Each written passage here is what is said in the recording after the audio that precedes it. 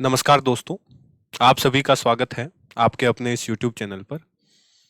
मेरा नाम महिपाल चारण है और मैं आरपीएससी द्वारा आयोजित असिस्टेंट प्रोफेसर भर्ती परीक्षा में असिस्टेंट प्रोफेसर के रूप में चयनित हुआ हूं अभी।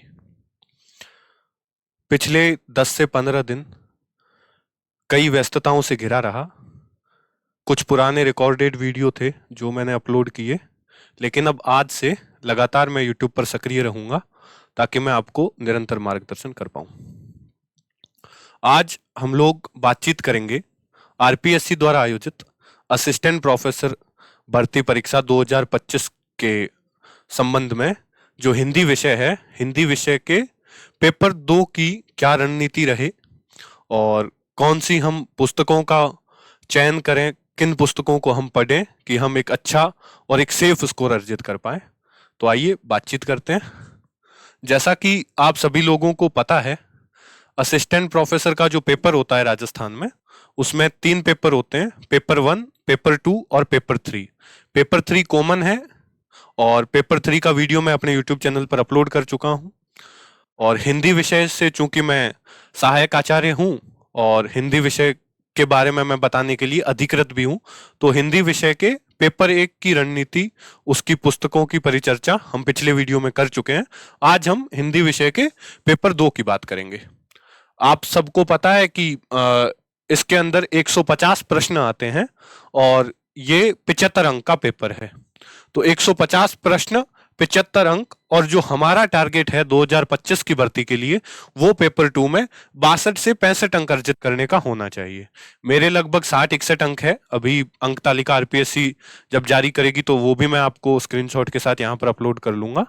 प्रश्नों में कुछ उतार चढ़ाव हुआ है तो उसको छोड़कर जो पुरानी आंसर की उसके हिसाब से 61-62 अंक मेरे भी बन रहे थे। और चूंकि इस बार थोड़ी सी पदों की संख्या कम है, तो हमें हर एक पेपर से कुछ कुछ अंक अधिक अर्जित करने होंगे ताकि हम अपने जो सिलेक्शन है उसको सुनिश्चित कर पाए। तो बातचीत करते हैं हम। जो सिलेबस है, इस सिलेबस के अंदर जैसा कि हमने अभी बातचीत की कि 150 प्रश्न है और इसमें 5 इकाइयों में ये जो सिलेबस है हमारा, ये सिलेबस विभाजित है। सिलेबस में 5 यूनिट है, प्रत्येक इकाई से लगभग 30 प्रश्न है। आप पुराने पेपर देखेंगे तो मैं लगभग शब्द का प्रयोग कर रहा हूं। किसी इकाई से 27-28 हो सकते हैं, किसी में 34-35 हो सकते हैं, लेकिन लगभग 30 प्रश्न आप मानकर चलें। अर्थात इसका मतलब यह है कि पांचों इकाइयां इंपॉर्टेंट है, लेकिन इन पांचों इकाइयों में कुछ इकाइयां हैं वो बहुत लेंथी है, उसमें बहुत सारी चीजें आपको पढ़नी है। और जैसे इकाई फर्स्ट है आदिकालीन काव्य, तो आदिकालीन काव्य इन पांचों यूनिटों में सबसे छोटा है और इसमें आप 30 में से 28-29 सवाल पेपर में श्योर होकर लेके आ सकते हैं कि अगर 30 सवाल आते हैं तो 28-29 सवाल आपके आराम से सही हो सकते हैं। तो इन इकाइयों में कहां कहां हमें किस तरीके से किस पुस्तक को माध्यम बनाकर पढ़ना है, इस पर भी हम आगे लगातार बातचीत करेंगे। तो इसमें 5 इकाइयां हैं। पहला आदिकालीन काव्य, दूसरा भक्तिकालीन काव्य, तीसरा रीतिकाल, चौथा आधुनिक कालीन काव्य और पांचवा आधुनिक कालीन गद्य विधाएं। गद्य विधाओं में कहानी, उपन्यास, नाटक, निबंध, आलोचना और कथेतर जो गद्य विधाएं हैं उनकी हम बातचीत करेंगे। अब जो पेपर की प्रकृति है, आप असिस्टेंट प्रोफेसर के आरपीएससी ने 2018, 2021, 2023 और संस्कृत विभाग वाले सारे पेपर देखेंगे तो लगातार आप एक चीज देख पाएंगे कि अब पेपर केवल तथ्यात्मक नहीं है। 2014 की भर्ती जो 16 में कंप्लीट हुई थी, अगर आप उसका पेपर आपने सॉल्व किया है तो आप देखेंगे कि उसमें मोस्टली चीजें फैक्चुअल है, आपसे फैक्ट पूछे जाते हैं। लेकिन जिस भर्ती से मैं सेलेक्ट हुआ हूं 2023 की भर्ती, उसका पेपर देखेंगे तो आपको समझ आएगा कि उसमें सिर्फ तथ्यों से काम नहीं चल रहा है, आपको अवधारणाएं भी तैयार करके जानी होगी। साहित्य इतिहास की या साहित्य की आपके अंदर एक समझ विकसित होगी, तभी आप इन प्रश्नों को हल कर पाएंगे और जो हमारा निर्धारित टारगेट है 62 से 65 अंक, उसे आप अर्जित कर पाएंगे। तो जब मैं बात कर रहा हूं कि तथ्य और अवधारणाएं, तो तथ्यों से मेरा तात्पर्य है कि रचनाएं, कि किस कवि की कौन सी रचना है। जैसे भारत दुर्दशा है तो किस नाटककार की रचना है, कौन से रचनाकार है, उनका जीवन वृत्त, ठीक है, उसने कितनी रचनाएं लिखी, उन रचनाओं का कालक्रम, और जो किस रचना को कौन सा पुरस्कार मिला है, इस तरह के तमाम जो फैक्ट है, जो फैक्ट एक जगह आपको इकट्ठे करके कई पुस्तकों में मिल जाएंगे। तो एक जो पार्ट है इस पेपर का, जो एक अप्रोच है, वो फैक्चुअल अप्रोच है। तो आपको दोनों अप्रोच लेकर चलनी है। फैक्ट आपको कहां से पढ़ने, और जब मैं बात कर रहा हूं अवधारणाओं की, तो अवधारणाओं से मेरा तात्पर्य क्या है? प्रवृत्तियां, जैसे हमने 5 यूनिटें देखी, आदिकाल, भक्तिकाल, रीतिकाल, आधुनिक काल और आधुनिकालीन गद्य। तो इसकी क्या प्रवृत्तियां हैं, क्या है जो आदिकाल को आदिकालीन साहित्य बनाता है?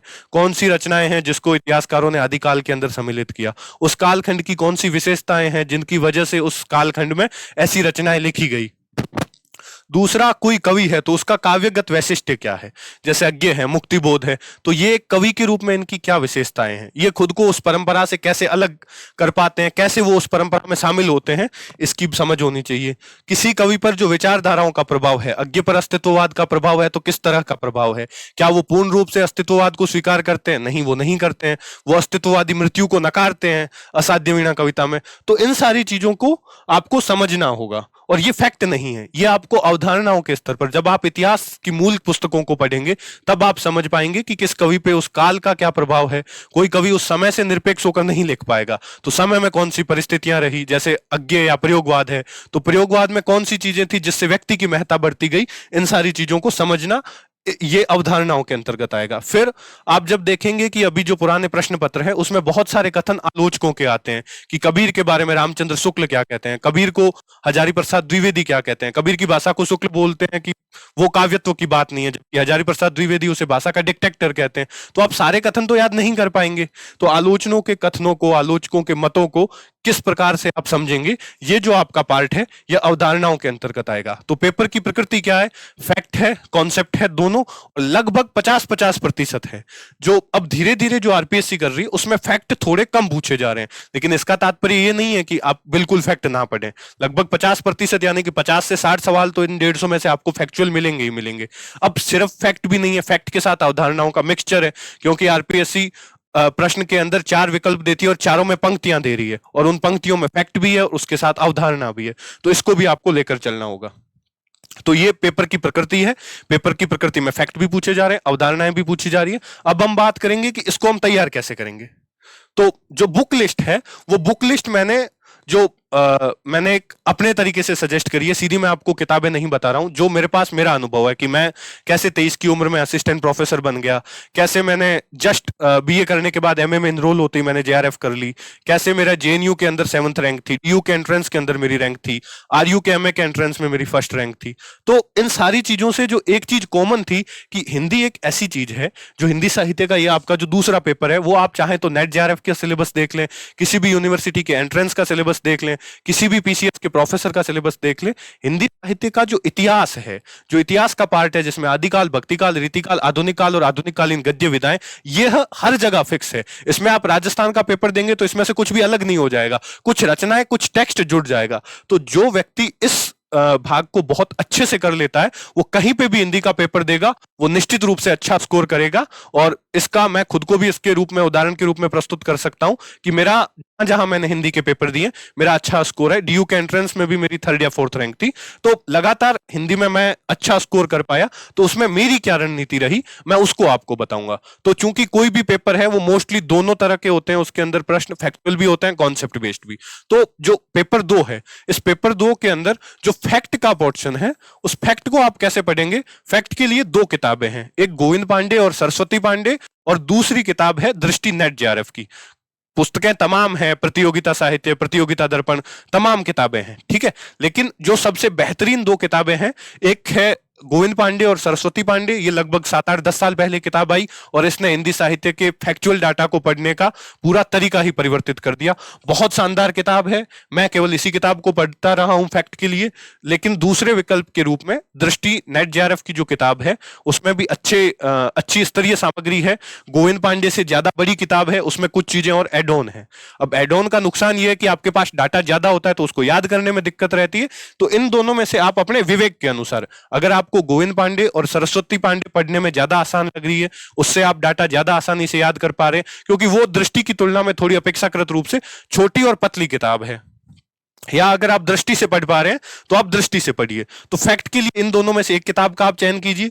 मैंने दृष्टि को भी पढ़ा है, गोविंद पांडे को भी पढ़ा है, लेकिन गोविंद पांडे मुझे वो व्यक्तिगत रूप से ज्यादा अच्छी लगती है कि छोटी किताब है, एक आध दिन में मैं उसका रिवीजन कर लेता हूं अब इन दिनों, तो मैं इसे पढ़ता हूं। आप चाहें तो दृष्टि भी पढ़ सकते हैं। अब फैक्ट के लिए आपको इन दोनों में से एक किताब पढ़नी है, मैंने या और लिखा है, दोनों नहीं पढ़नी है। आप दोनों लाके देख सकते हैं कि आप किस में कंफर्टेबल है। 300-400 रुपए की किताब आप खरीद सकते हैं, अफोर्ड कर सकते हैं। किताबों पर किया हुआ पैसा कभी भी व्यर्थ नहीं जाता है। कुछ टॉपिक आप चाहें तो दृष्टि से भी देख सकेंगे, अगर आप गोविंद पांडे पढ़ रहे हैं तो किताबें आप खरीद दोनों सकते हैं, लेकिन आप किसके साथ ज्यादा सहज है वो आपको अपने विवेक के अनुसार इसका चयन करना है। दोनों किताबें अच्छी है, दोनों से आपका फैक्ट वाला काम बन जाएगा, ठीक है।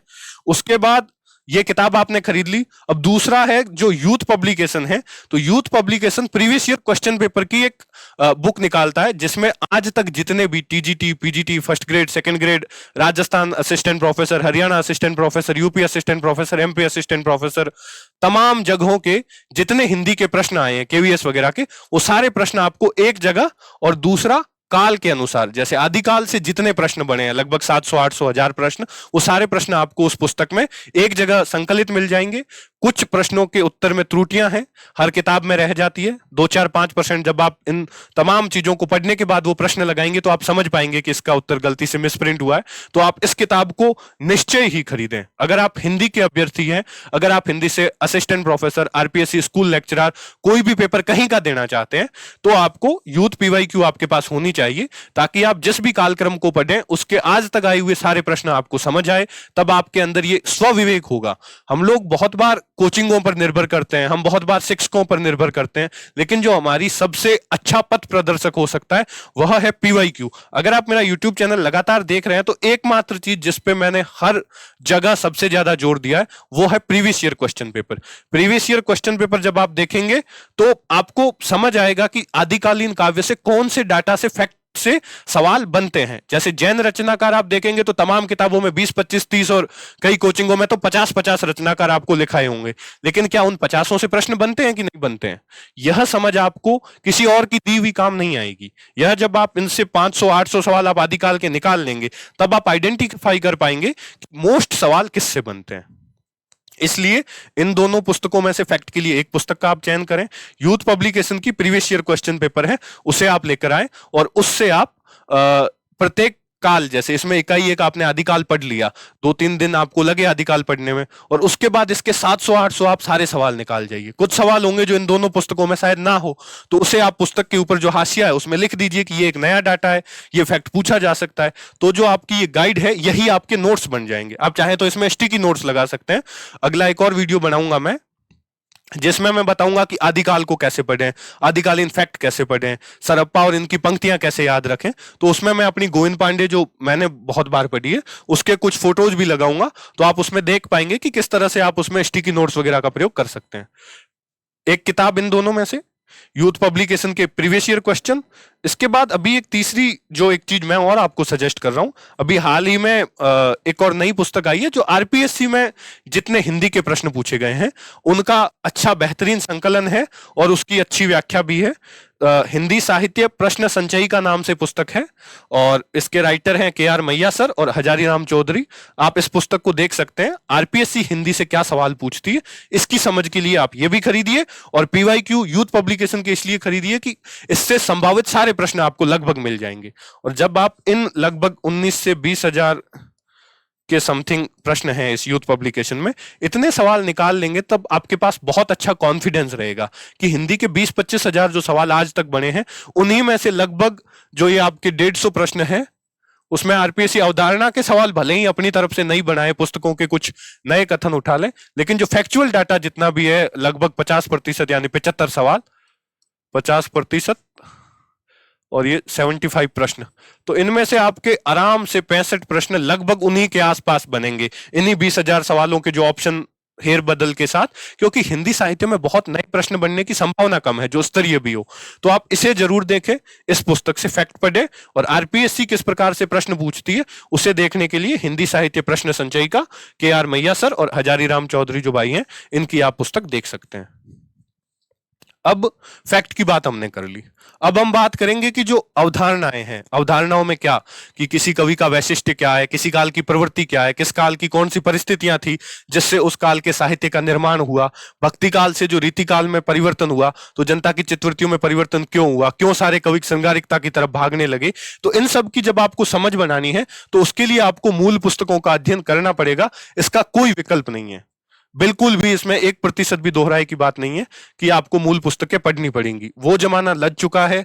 अभी जब मैं आज ये वीडियो बना रहा हूं तो आरपीएससी ने आरएएस का पेपर करवाया है, आरएएस के पेपर का आप रिव्यू देख लें, उसमें आप देखेंगे कि अब आरपीएससी मूल किताबों की तरफ जा रही है। कोचिंग के नोट्सों पर जो आधारित तैयारियां होती थी उससे आरपीएससी उस तैयारी से खुद को दूर कर रही है, पेपर ऐसे बना रही है जिसमें जो मूल पुस्तकें पढ़ने वाले लोग हैं उनके सिलेक्शन के चांसेस ज्यादा बढ़ रहे हैं। तो हिंदी साहित्य की एक बेहतरीन समझ बनाने के लिए आप किसी भी जगह का पेपर दें और आप क्लियर कर लें, इस बात का कॉन्फिडेंस खुद में पैदा करने के लिए आपको कुछ मूल पुस्तकें मैं बता रहा हूं, लिस्ट से घबराना नहीं है भाइयों, 5-6 किताबें हैं। कैसे आप समय मैनेज करेंगे इसे भी मैं बताऊंगा, तो एक बार आप पुस्तकों का नाम सुन लीजिए, फिर उसके बाद क्या समय मैनेजमेंट है उसे भी हम बात करेंगे। तो अवधारणाओं के लिए जो पहली पुस्तक है हिंदी साहित्य का इतिहास, आचार्य शुक्ल की जो पुस्तक है, ये हिंदी साहित्य वालों के लिए गीता है जैसे, ठीक है। तो इसके बिना आपका काम नहीं चल सकता, आप हिंदी साहित्य पढ़ें और शुक्ल जी को ना पढ़ें यह संभव ही नहीं है। आपको ये पुस्तक पढ़नी पड़ेगी। जो नए अभ्यर्थी है उनको शुरू में इस पुस्तक की भाषा थोड़ी सी क्लिष्ट लग सकती है क्योंकि शुक्ल जी बहुत प्रकांड विद्वान है। तो अगर आप चाहें तो इसको पहली जगह ना पढ़ें, आपकी पहली प्राथमिकता ये पुस्तक ना भी हो तो चलेगा। आप सबसे पहले अगर आप एकदम नए विद्यार्थी और आप एक समझ बनाना चाहते हैं, आपकी रुचि डेवलप करना चाहते हैं, तो मैं जो व्यक्तिगत रूप से सजेस्ट करूंगा, एक तो हिंदी साहित्य का सरल इतिहास चलती है विश्वनाथ त्रिपाठी की, आप चाहें तो वो पढ़ सकते हैं। 100, 120, 150 पेज की किताब है, लेकिन मैंने वो यहां पर इसलिए नहीं मेंशन करा कि उसमें लगभग फैक्ट है और वो फैक्ट आपके गोविंद पांडे से क्लियर हो जाएंगे, तो मैं एक और पुस्तक का आपके ऊपर बर्डन नहीं देना चाह रहा हूं। लेकिन अगर आपको बाकी भाषाओं साहित्य की भाषाएं क्लिष्ट लगे तो आप हिंदी साहित्य का सरल इतिहास विश्वनाथ त्रिपाठी पढ़ लें। उसके बाद या गोविंद पांडे पढ़ने के बाद आपको हिंदी साहित्य और संवेदना का विकास डॉक्टर रामस्वरूप चतुर्वेदी, यह पुस्तक आपको पढ़नी चाहिए। इसमें हजारी प्रसाद द्विवेदी और शुक्ल के मतों का समन्वय करने की कोशिश की है रामस्वरूप चतुर्वेदी जी ने, और संवेदना का विकास और साहित्य का विकास दोनों को बहुत ही बेहतरीन तरीके से, बहुत सहज और सरल भाषा में समझाया गया है। आपकी एक बहुत स्पष्ट समझ बनेगी कि आदिकाल कैसे भक्ति काल में कन्वर्ट हुआ, भक्ति काल कैसे रीति काल में कन्वर्ट हुआ, आधुनिक काल की कौन सी परिस्थितियां थी, आधुनिकता क्या थी, इन सारी तमाम चीजों के बारे में आप ये पुस्तक पढ़ें। तो इन अवधारणाओं के लिए आप चाहें तो पहली पुस्तक इसे पढ़ें। जब आप ये पढ़ लें उसके बाद आप हिंदी साहित्य का इतिहास आचार्य रामचंद्र शुक्ल का पढ़ें। उसके बाद नगेंद्र और हरदयाल द्वारा संपादित हिंदी साहित्य का जो इतिहास है वो पुस्तक बहुत मोटी पुस्तक है। मैं जब अपनी बात करूं तो मैंने उस पुस्तक को पूरी तरह से नहीं पढ़ा है।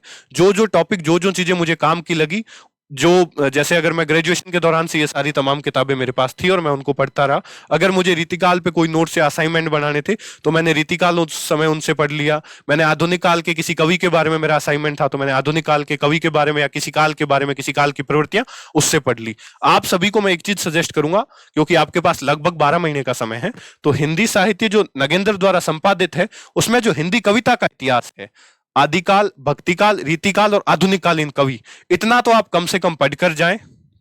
इतना पढ़ने से आपको जो 4 यूनिटों की प्रवृत्तियां हैं, प्रवृत्तियों की एक बेहतर समझ बनेगी। तो आप ये जरूर पढ़ें, ठीक है। और उसके बाद जो हमारे सिलेबस में हम आगे और देखेंगे, जो सिलेबस में लगभग 30-40 कवि हैं, ठीक है, प्रत्येक काल के 7-8-10 कवि, तो उन जो जो कवियों के नाम दिए हैं उन कवियों को आप नगेंद्र से एक बार जरूर पढ़ें। उन कवियों के लिए तो आप लगभग आधे पेज या 1 पेज के एक अलग से ही नोट्स बना लें, क्योंकि जो सिलेबस में मेंशन कवि है उन पर प्रश्न आने की संभावना बहुत अधिक है। अगर 40 से 50 नाम दे रखे हैं तो उनसे संबंधित लगभग 20 से 30 प्रश्न आपको सीधे मिल जाएंगे। और ये आपके नोट्स हैं, वो जब जैसे मैं बोल रहा हूं कि अगर हमारे में सरहप्पा दिया गया है, सरहप्पा दिया है तो सरहप्पा को आप एक बार इन सारी पुस्तकों की रीडिंग ही करनी है, बार बार आपको रिवीजन नहीं करना है। तो आप सिलेबस को सामने रखें। जब आप हिंदी साहित्य और संवेदना का विकास रामस्वरूप चतुर्वेदी का पढ़ रहे हैं तो जो आपकी नोटबुक है जिसमें आपने सरहप्पा के 2 पेज रखे हैं, तो हिंदी साहित्य और संवेदना के विकास में रामस्वरूप चतुर्वेदी ने सरहप्पा के बारे में जितनी काम की चीजें बोली है, कोई ऐसा कथन जो आपको लगता है बहुत अच्छा हो, आने लायक हो, उसे आप वहां नोट कर ले, कोई नया डाटा है तो उसे आप वहां नोट कर लें। तो जो कवि हैं हमारे सिलेबस के अंदर, एक बार मैं आपको दिखा देता हूं कि सिलेबस के अंदर, जैसे ये देखिए हमारे सिलेबस के अंदर यहां पर सरहप्पा, गोरखनाथ, चंद बरदाई, नरपति नाल, अमीर खुसरो और विद्यापति, 6 कवि दिए हैं। तो जैसे सरहप्पा है, तो सरहप्पा को आप एक जगह नोट्स बना लीजिए और उसको नोट्स बनाकर इन तमाम पुस्तकों से आपको जो डाटा मिले वो डाटा एक जगह इकट्ठा कर लीजिए, और इसको पढ़ने के लिए जो जो कवि हमारे सिलेबस में दिए हैं इसे तो आप नगेंद्र से जरूर पढ़ें। हाँ, यहाँ पे हम बात कर रहे थे, ठीक है। और जो चौथी पुस्तक है, हिंदी साहित्य का दूसरा इतिहास, डॉक्टर बच्चन सिंह। बच्चन सिंह ने 2 इतिहास की पुस्तकें लिखी, लेकिन हिंदी साहित्य का जो दूसरा इतिहास है आप केवल इसी का अध्ययन करें। इस पुस्तक के अंदर जो भाषा है बहुत रोचक भाषा है, ऐसा लगेगा कि आप उपन्यास पढ़ रहे हैं। तो इसे आप आराम से 2 से 3 दिन में पढ़ जाएंगे। और उसको, ये जो चारों साहित्य इतिहास की जो किताबें हैं या 2 और मैंने जो अगले पेज पे लिखी है, इनको पढ़ने का जो सबसे बेहतरीन तरीका है कि आप इसको दिन में 50 पेज से ज्यादा ना पढ़ें। बहुत ज्यादा पढ़ेंगे तो आपके ऊपर से जाएगा, बाउंसर जाएगी। शुक्ल जी तो 50 से ज्यादा पढ़ने ही नहीं है एक दिन में, भले ही आपको 10 दिन लगे। 50 पेज 2.5 घंटे पढ़ लिए, फिर शुक्ल जी को रख लो, अगले दिन फिर मिलो उनसे, ठीक है। 50 पेज कैसे पढ़ने, हाईलाइटर रखो, वो कथन, क्योंकि जब आप यूथ से सवाल देख रहे होंगे तो बहुत सारे कथन शुक्ल जी के हैं जो आपको हर पेपरों में पूछे हुए मिलेंगे, तो वो वहां से भी आप पढ़ेंगे, यहां भी पढ़ेंगे, तो उसे अपने से हाईलाइट कर लेंगे। फिर थोड़ी आपकी समझ भी बनेगी कि शुक्ल से किस प्रकार के और कथन पूछे जा सकते हैं। जैसे आरपीएससी वाली जो पुस्तक है के आर मैया सर और हजारी राम चौधरी की, उसमें भी आप देखेंगे कि शुक्ल के ये कथन पूछे गए। तो उन कथनों को आप पीवाईक्यू देखने के बाद एक बार हाईलाइट कर लीजिए। दोबारा जब भी आप शुक्ल का रिवीजन करें एग्जाम के टाइम, केवल हाईलाइटेड पार्ट पढ़ें। सारा फैक्ट दोबारा आप नहीं पढ़ पाएंगे, ना इतना समय रहेगा। इसलिए इन पुस्तकों की आप पहली रीडिंग तभी करें जिस दिन आपका मन अच्छा रहे, पढ़ने में आपको लगे कि आज मैं एनर्जेटिक फील कर रहा हूं, अभी मेरा दिमाग फ्रेश है, तभी आप इन साहित्य इतिहास की पुस्तकों को पढ़ें। और हाईलाइटर अपने पास रखें, उसे हाईलाइट कर दें या पेन से उसे अंडरलाइन कर दें, और दोबारा आप बस हाईलाइटेड या अंडरलाइन जो किया हुआ आपका पार्ट है उसी को पढ़ें। तो हिंदी साहित्य का दूसरा इतिहास बच्चन सिंह भी आपको पढ़नी है। 3 देखो, अगर मैं आगे और बात करता हूं कि इस सारी पुस्तकों को पढ़ना कैसे संभव बनाया जा सकता है, ठीक है। तो अभी ये 4 किताबें पढ़नी है। उसके बाद जो 2 किताबें हैं, हिंदी साहित्य का उद्भव और विकास, हिंदी साहित्य का आदिकाल। आप आरपीएससी असिस्टेंट प्रोफेसर के पेपर देखेंगे तो इन 2 पुस्तकों से लगभग 10 सवाल, 7-8, 5-7 कथन हर बार आ रहे हैं। तो इनको भी आपको एक बार रीडिंग करनी पड़ेगी। और शुक्ल जी तो मैं जब बोला कि गीता के समान है या आपको बहुत ज्यादा इंपॉर्टेंट है, तो इसको तो आप स्टार मार्क कर ही लीजिए। इससे तो आराम से 45-40 सवाल आएंगे ही आएंगे, 30 से 40 कथन आ जाएंगे इनसे सीधे। तो आपको ये पढ़नी ही पड़ेगी, इसका कोई विकल्प नहीं है, ठीक है। अब मैंने आपको 4 और 2 6 किताबें सजेस्ट करी, ठीक है। और 6 किताबें सजेस्ट करी, शुरू में सबके लिए ये संभव नहीं है। हालांकि आप असिस्टेंट प्रोफेसर के लिए चयनित होना चाहते हैं और आपको अगली पीढ़ी को भी निर्मित करना है। आप ग्रेजुएशन के बच्चों को नोट्स से पढ़कर नहीं पढ़ा पाएंगे, आपको मूल किताबें पढ़नी ही चाहिए। ये आपकी एक व्यक्तिगत नैतिकता भी है, क्योंकि नोट्स से पढ़े हुए आप क्या ही पढ़ा लेंगे उनको। तो आपको ये मूल पुस्तकों का अध्ययन करना है।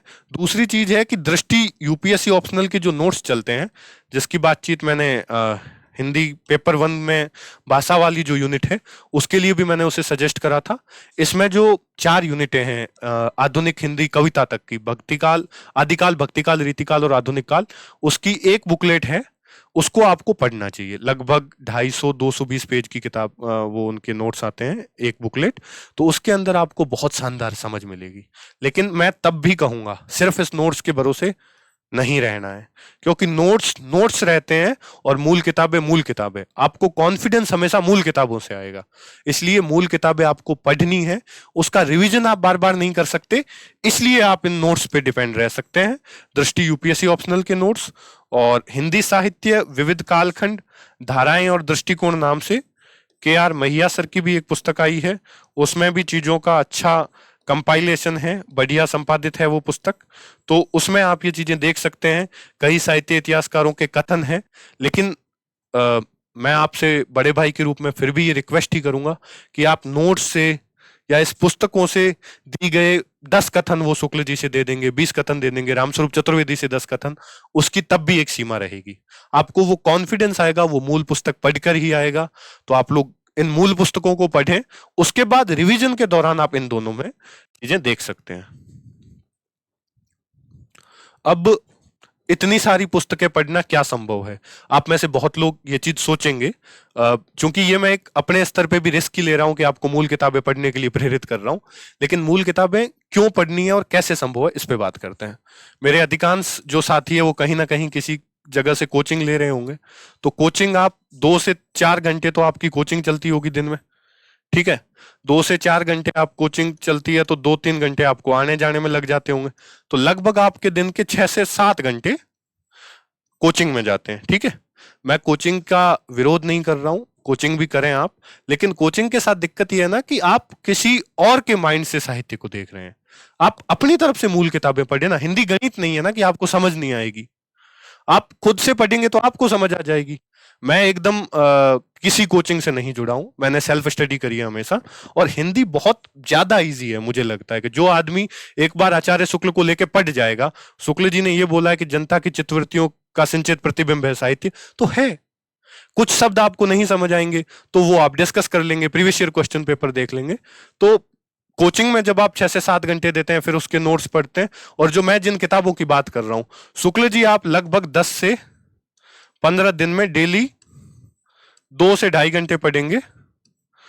इसको यहीं पे हम बातचीत कर लेते हैं, ज्यादा बेहतर रहेगा, है ना। जैसे शुक्ल है तो शुक्ल 10 से 15 दिन 2 से 3 घंटे डेली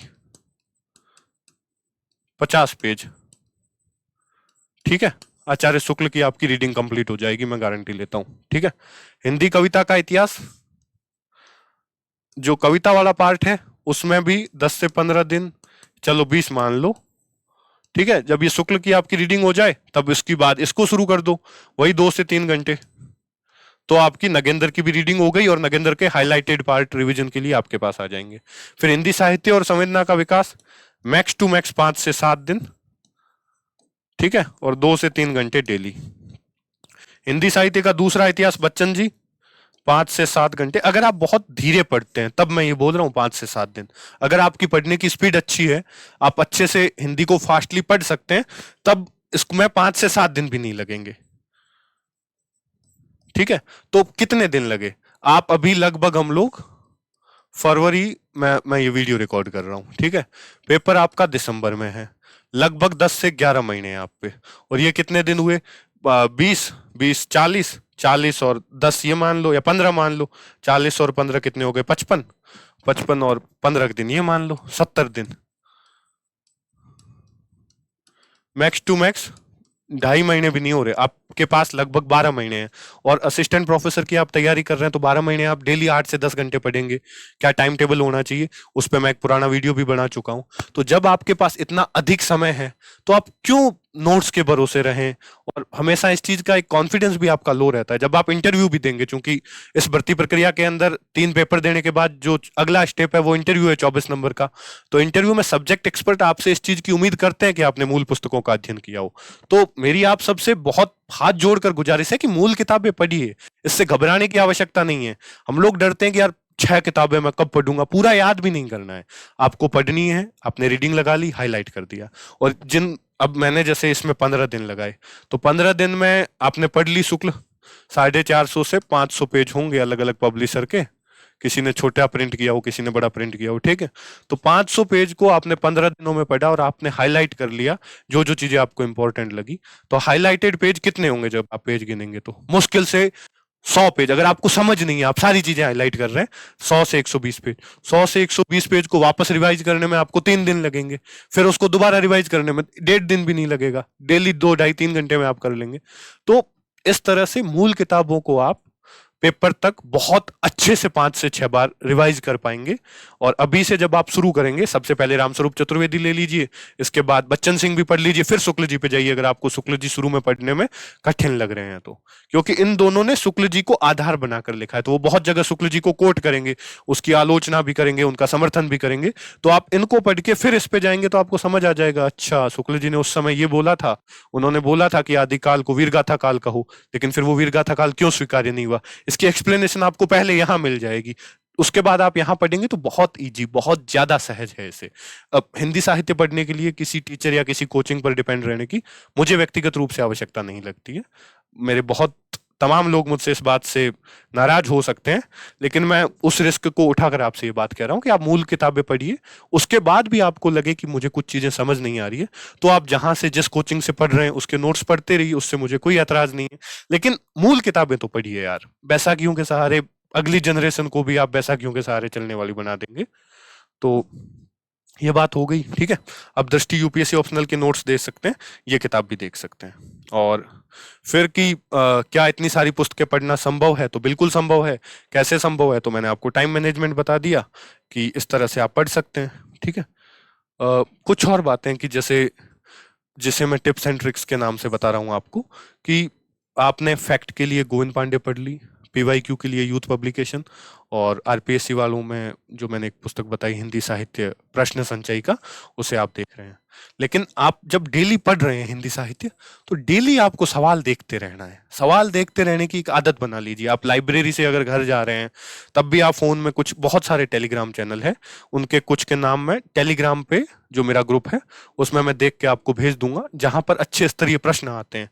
उन प्रश्नों को सॉल्व करते समय आपको घबराना नहीं। हो सकता है 10 में 8 सवाल आपके गलत हो जाए, लेकिन वो 10 नए प्रकार के सवाल तो आपकी आंखों के आगे से गुजर गए।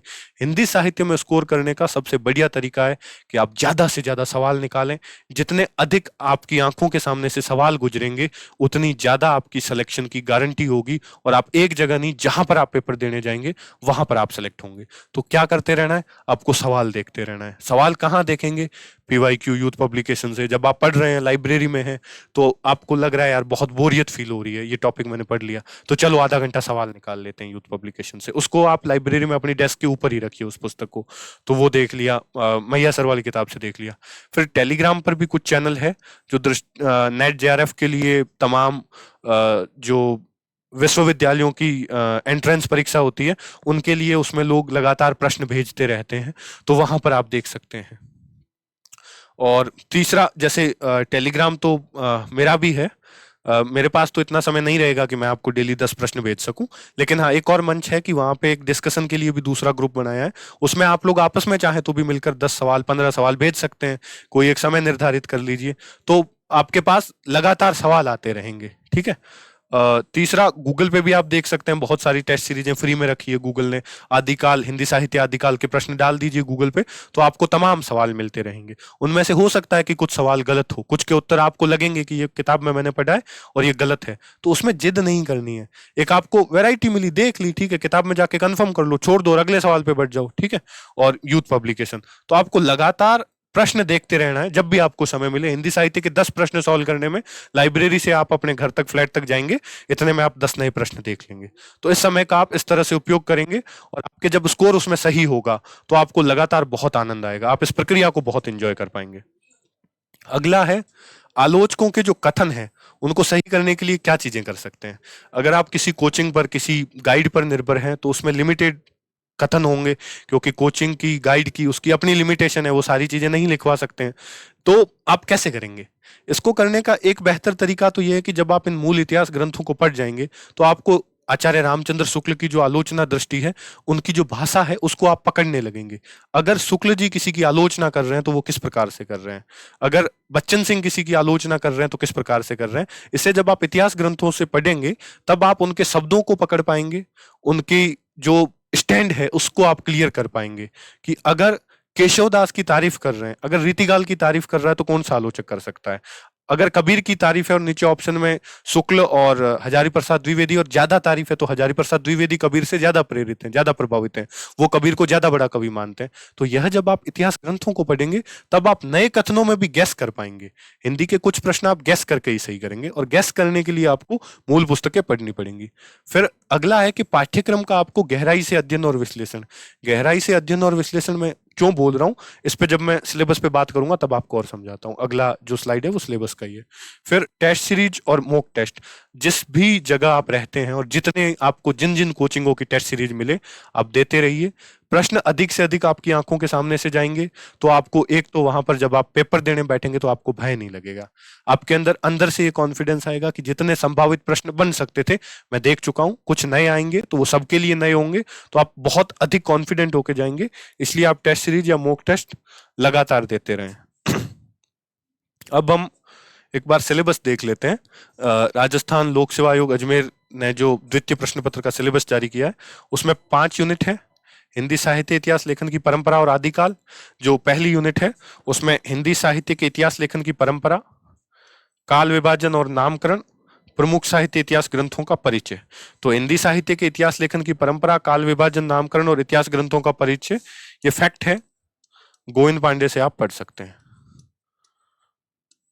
ठीक है, अब गोविंद पांडे में इतने सारे फैक्ट है, इन फैक्टों को किस तरह से याद किया जाए इस पर मैं एक और अगला वीडियो बनाऊंगा। ठीक है, जैसे हिंदी साहित्य के इतिहास लेखन की परंपरा में कौन कौन सी इतिहास लेखन की दृष्टियां हैं, इसको आप चाहें तो दृष्टि ऑप्शनल के जो मैं नोट सजेस्ट कर रहा हूं उसमें मिल जाएगा, दृष्टि ऑप्शनल नोट्स।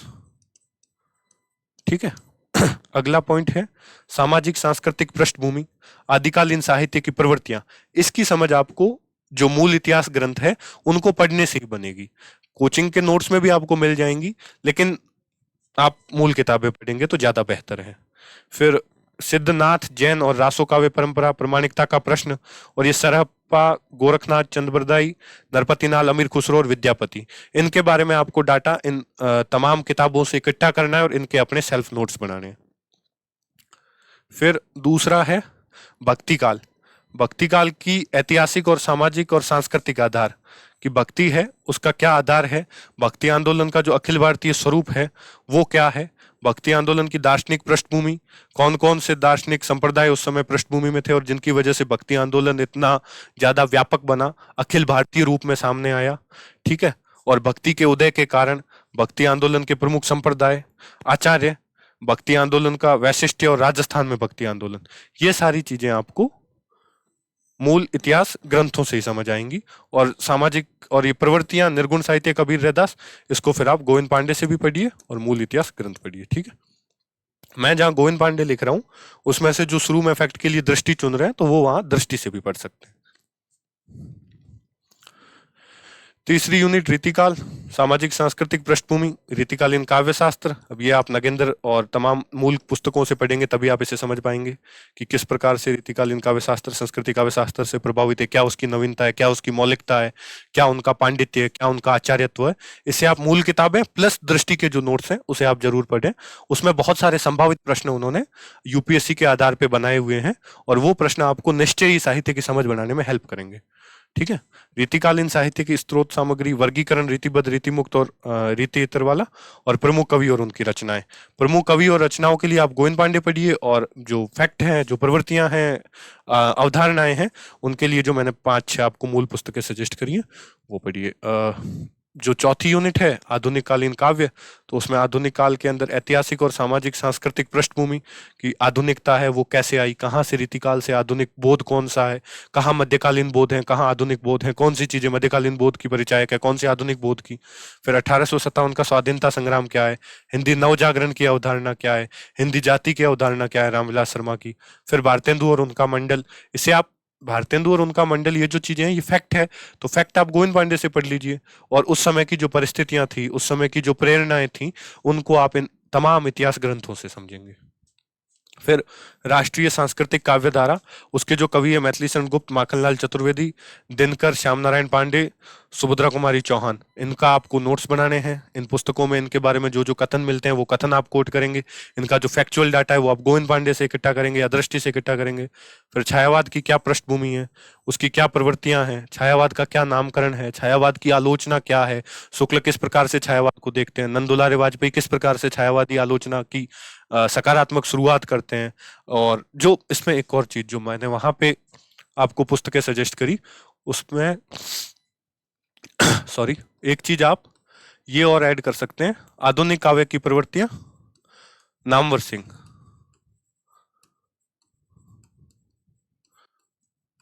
आधुनिक काव्य की प्रवृत्तियां, नामवर सिंह, इसे आप एक और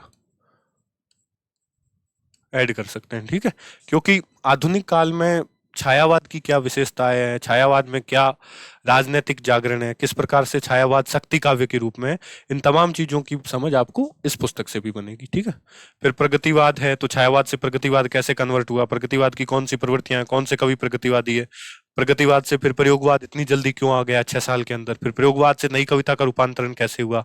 प्रयोगवाद और नई कविता में क्या साम्य है? प्रयोगवाद और नई कविता में क्या अंतर है? अज्ञे और मुक्तिबोध में क्या अंतर है? प्रयोगवाद किन विचारधाराओं से प्रभावित है? प्रगतिवाद किन विचारधाराओं से प्रभावित है? नई कविता है उसके अंदर क्या है? लघु मानव की अवधारणा क्या है? इन सारी चीजों की समझ आपको मूल पुस्तकों से बनेगी। ठीक है। और ये जो तमाम कवि दिए हैं इनके आपको नोट्स बनाने ही है। समकालीन कविता में ये जो नए नाम हैं इनके बारे में आपको किसी भी कोचिंग से जो डाटा मिल जाए, गूगल से जो डाटा मिल जाए, उसको इकट्ठा कर लीजिए और इसके नोट्स बनाइए। फिर जो अंतिम यूनिट है आधुनिक कालीन गद्य, इसमें लगभग सवाल तो आएंगे 30। ठीक है, 30 प्रश्न आएंगे, लेकिन ये जो पार्ट है ये बहुत ज्यादा बड़ा पार्ट है। ठीक है, तो इसको कैसे तैयार करेंगे ये अपने आप में एक अच्छा और जरूरी प्रश्न है। ठीक है, तो हिंदी गद्य का विकास और भारतेंदु, देखो इसमें रामस्वरूप चतुर्वेदी जो है, रामस्वरूप चतुर्वेदी, उसमें आपको इसे पढ़ना है और बच्चन सिंह से पढ़ेंगे तो एक सामान्य समझ बन जाएगी। उस समझ के बाद आपको जो इसका डाटा है, जैसे हिंदी पत्रकारिता है, ठीक है, सरस्वती और महावीर प्रसाद द्विवेदी की भूमिका आपको इन दोनों पुस्तकों से मिल जाएगी। हिंदी उपन्यास का विकास और प्रमुख उपन्यासकार है, ये आप गोविंद पांडे से ही पढ़िए। ठीक है, इसमें तो दृष्टि से पढ़ना ही नहीं है क्योंकि दृष्टि ने बहुत ज्यादा डाटा दे रखा है, इतना आप याद नहीं कर पाएंगे। ठीक है, प्रमुख नाटककार है, ये अगेन गोविंद पांडे। हिंदी निबंध और आलोचना का विकास गोविंद पांडे, प्रमुख निबंधकार और आलोचक गोविंद पांडे। हिंदी की कथ्येतर विधाओं का विकास, जीवनी, आत्मकथा, संस्मरण, रेखा चित्र, यात्रा वृत्तांत गोविंद पांडे। हिंदी की साहित्यिक पत्रकारिता, परंपरा और वैशिष्ट्य गोविंद पांडे। ये सारे जो फैक्ट हैं ये आपको गोविंद पांडे से ही पढ़ने हैं। और जो हिंदी गद्य के विकास की एक समझ है वो आप रामस्वरूप चतुर्वेदी हिंदी साहित्य की संवेदना का विकास और हिंदी साहित्य का दूसरा इतिहास जो बच्चन सिंह है उससे आपकी एक सामान्य समझ बन जाएगी। दूसरा, अगर आप चाहें तो दृष्टि के जो नोट्स हैं, जैसे हिंदी उपन्यास का नोट्स, हिंदी उपन्यास का विकास या हिंदी नाटक का विकास या हिंदी कहानी का विकास, तो उसकी एक बुकलेट है, उससे आप देख सकते हैं। और अगर आप ये भी ना चाहें देखना, क्योंकि उसमें भी मुझे लगता है थोड़ा ज्यादा कंटेंट है, इतना उपन्यास के विकास से आपसे सवाल नहीं पूछते, इसमें अधिकांश सवाल फैक्चुअल रहते हैं। ठीक है, तो इसको आप कैसे कर सकते हैं?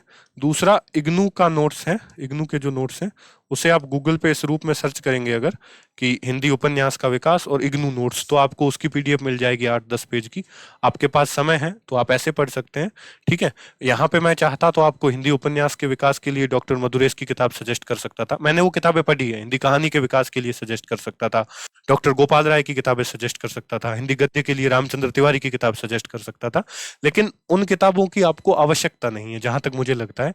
आप दृष्टि के नोट्स पढ़ लें और जो फैक्चुअल डाटा है उसे आप इकट्ठा कर लें। हिंदी नाटक और रंगमंच का विकास, जयशंकर प्रसाद रंगमंच के बारे में क्या सोचते थे, मोहन राकेश ने रंगमंच को या हिंदी रंगमंच को किस प्रकार से विकसित किया, रंगमंचीयता क्या है, ये तमाम चीजें आप इन पुस्तकों से ही समझ पाएंगे जो मूल पुस्तकें मैंने बताई है।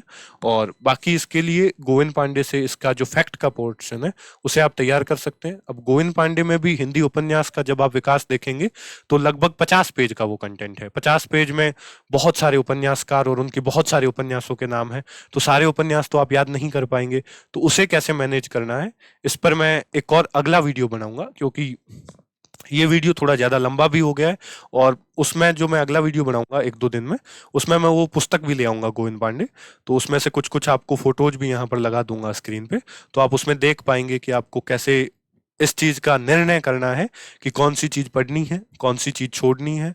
हिंदी आधुनिक काल की जो कविता है उसमें तमाम कवि और उनकी तमाम कविताएं हैं, उनके बहुत सारे वर्ष हैं, उनमें वर्षों का रचनाक्रम या कालक्रम कैसे लगाना है, जिस प्रकार के सवाल बन सकते हैं, उनको फैक्चुअल डाटा को याद करने की क्या ट्रिक है, क्या तरीका है, मैंने किस तरीके से याद करा, इस पर हम अगले वीडियो में लंबी बातचीत करेंगे। ठीक है, और अभी मुझे लगता है हाँ ये स्लाइडें कंप्लीट हो गई है। तो हमने जो असिस्टेंट प्रोफेसर हिंदी पेपर 2 है उसकी किताबें, उसकी रणनीति, उसकी अप्रोच, इसके बारे में बातचीत करी है।